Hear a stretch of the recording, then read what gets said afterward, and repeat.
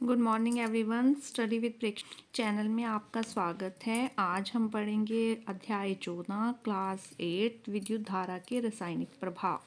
इस वर्कबुक का लेसन है। देखिए, आप सुबह उठने से रात को सोते समय तक विद्युत से चलने वाले किन किन उपकरणों का उपयोग करते हैं।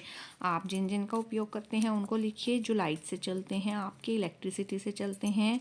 लाइट वर्ड जो है वो प्रकाश के लिए इस्तेमाल किया जाता है और विद्युत के लिए इलेक्ट्रिसिटी वर्ड इस्तेमाल किया जाता है।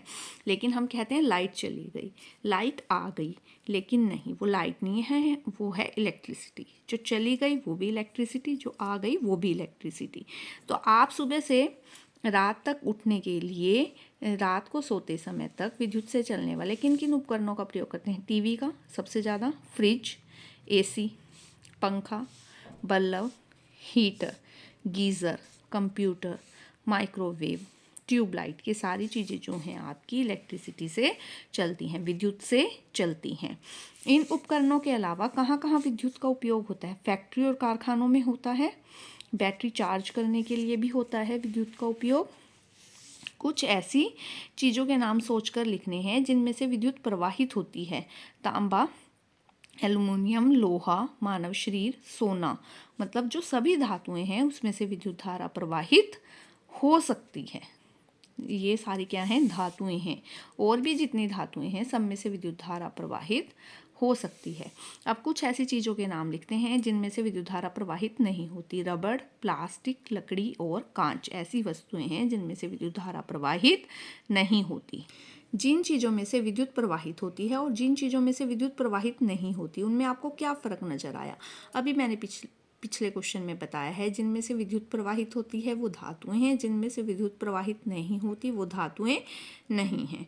अधातुएं हैं ये हम नहीं कह सकते, लेकिन वो विद्युत उनमें से विद्युत धारा प्रवाहित नहीं होती। जिनमें से विद्युत धारा प्रवाहित नहीं होती वो धातुएं, आप अधातु मत लिखो यहाँ पर, वो धातुएं नहीं हैं ये वर्ड लिखो कि वो धातुएं तो बिल्कुल नहीं हैं जिनमें से विद्युत धारा प्रवाहित नहीं होती। जिन चीज़ों में से विद्युत प्रवाहित होती है वे विद्युत की क्या कहलाती हैं, सुचालक कहलाती हैं, और जिनमें से नहीं प्रवाहित होती वो कुचालक कहलाती हैं। अब हम चलते हैं गतिविधि 1 की तरफ। निम्नलिखित गतिविधि को ध्यान से पढ़ो और प्रयोग कर इसके आधार पर दी गई तालिका को आपको पूरा करना है। ठीक है।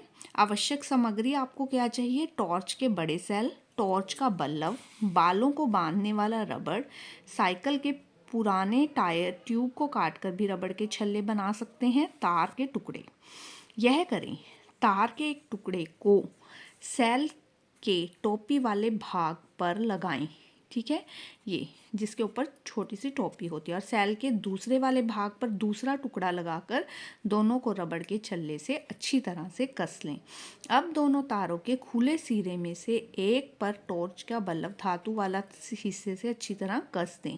अब एक तार का टुकड़ा लेकर उसके एक सिरे से को बल्ब के ठीक नीचे रखकर रबड़ के छल्ले से कसकर लगा दें। इस प्रकार यह एक विद्युत परिपथ जो है आपका तैयार हो गया है, जैसा कि नीचे चित्र में दिखाया गया है। ठीक है, इस साइड आपने लगाया है एक तार और इस साइड आपने एक तार लगाई है। ठीक है, और आपका एक परिपथ तैयार हो गया है।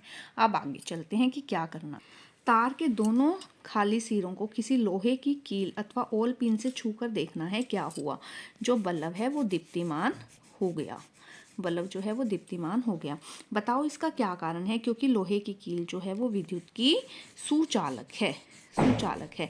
जहाँ पर जब आपने यहाँ इन दोनों सिरों को लोहे की कील से जोड़ दिया, ये दोनों यहाँ से जुड़ गए, तो ये जो है बल्ब चल पड़ा क्योंकि सर्किट पूरा हो गया। और जब लोहे की कील हटा देंगे तो ये फिर दोबारा से बंद हो जाएगा क्योंकि सर्किट तो टूटा हुआ है। लेकिन यहाँ पे लोहे की कील लगाने से ये सर्किट पूरा हो गया, तो बल्ब जो है हमारा चलने लगा। अब कारण क्या है कि क्यों चलने लगा। क्योंकि लोहे की कील विद्युत की सुचालक है, उसमें से विद्युत धारा प्रवाहित हो सकती है। तुम्हें कुछ वस्तुओं की सूची दी जा रही है, इनमें से तुम्हें छांट के सुचालक और कुचालक वस्तुएं लिखनी है। सुचालक जिनमें से विद्युत धारा प्रवाहित हो जाती है, मतलब लोहे की चीज़ें, धातुओं की चीज़ें, चम्मच, ब्लेड, थाली, कील, पिन, ये सारी जो हैं किससे बनती हैं, लोहे इनसे बनती हैं, धातुओं से बनती हैं। कुचालक प्लास्टिक का डिब्बा, पत्थर, मेज, बोतल का ढक्कन, कॉपी, कागज और मेज। ठीक है, ये अधातुएं हैं।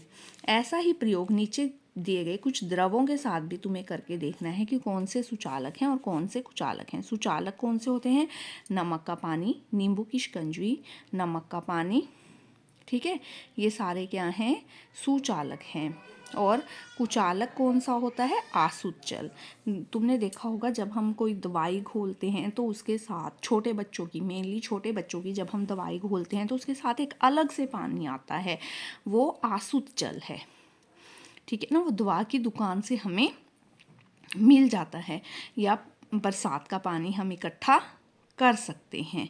ये आपको लिखने हैं कि इनमें से कौन से सुचालक हैं और कौन से कुचालक हैं। जो पीने का पानी है वो भी सुचालक होता है, उसमें से भी विद्युत धारा जो है प्रवाहित हो सकती है, ठीक है।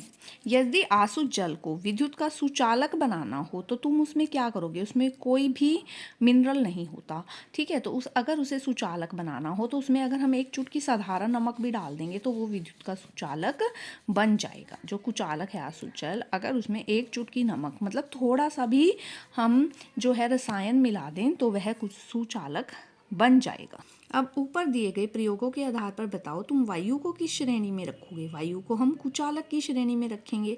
पापा, मम्मी, अध्यापक और मित्र हमें गीले हाथों से बिजली के स्विच छूने से क्यों मना करते हैं? क्योंकि पानी जो है वो विद्युत का सुचालक होता है, इसलिए गीले हाथों से छूने पर हमें झटका लगता है।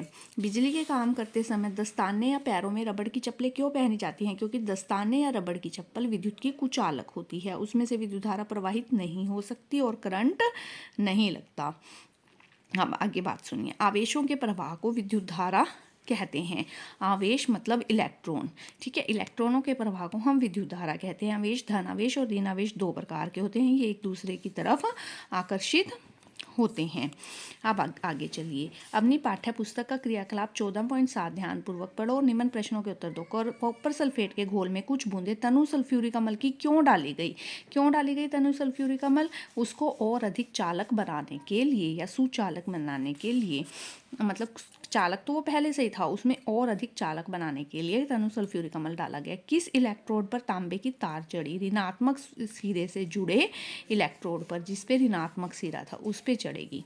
धातु के चम्मच, ग्लास प्लेट आदि हमें किसी अन्य धातु की परत चढ़ानी हो तो हमें उसे किस इलेक्ट्रोड पर रखेंगे? हम उसे ऋणात्मक इलेक्ट्रोड पर रखेंगे। दो इलेक्ट्रोड होते हैं एक सेल में, धनात्मक और ऋणात्मक। ऋणात्मक इलेक्ट्रोड पर जोड़ेंगे क्योंकि धातु के आयन जो हैं वो धनात्मक होते हैं, वे ऋणात्मक इलेक्ट्रोड की ओर आकर्षित होते हैं, इसीलिए उसके ऊपर धातु की परत जो है वो चढ़ जाएगी जब हम उसे ऋणात्मक इलेक्ट्रोड पर जोड़ेंगे। ये एक सेल का चित्र है। एनोड और कैथोड दो होते हैं, एनोड नेगेटिव वाला, कैथोड पॉजिटिव वाला, ठीक है। और एक विलयन होता है इनके बीच में। ये एक विद्युत सेल है, ठीक है।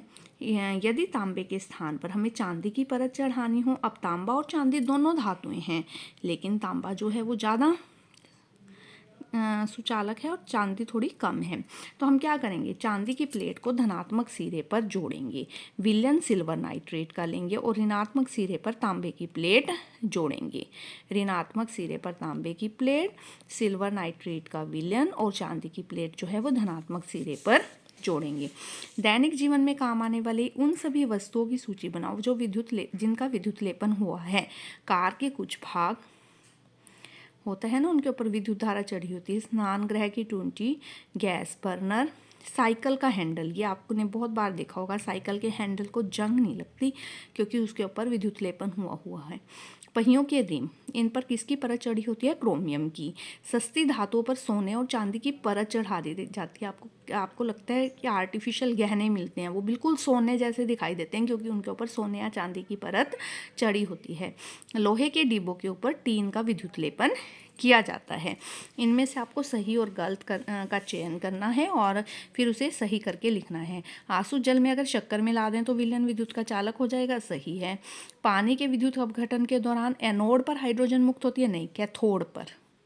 इस एनोड की जगह आपको क्या लिखना है? Word cathode. विद्युत अपघटन एक प्रकार की रासायनिक अभिक्रिया है, यस रासायनिक है। विद्युत लेपन में जिस पदार्थ की परत चढ़ानी हो उसे एनोड पर रखा जाता है, नहीं, उसे हम कैथोड पर रखते हैं। उसे हम किस पर रखते हैं? कैथोड पर, जिस पर परत चढ़ानी हो।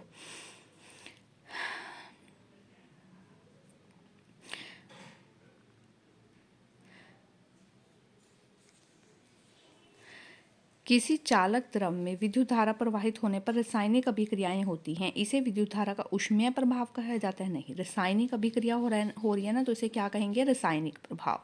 क्या कहेंगे इसे? रासायनिक प्रभाव। अगर आपको यह वीडियो पसंद आई तो आप इस चैनल को जरूर सब्सक्राइब कीजिए, बेल आइकन दबा दीजिए ताकि आगे आने वाली वीडियो की नोटिफिकेशन आ सके। Please like, share and comment.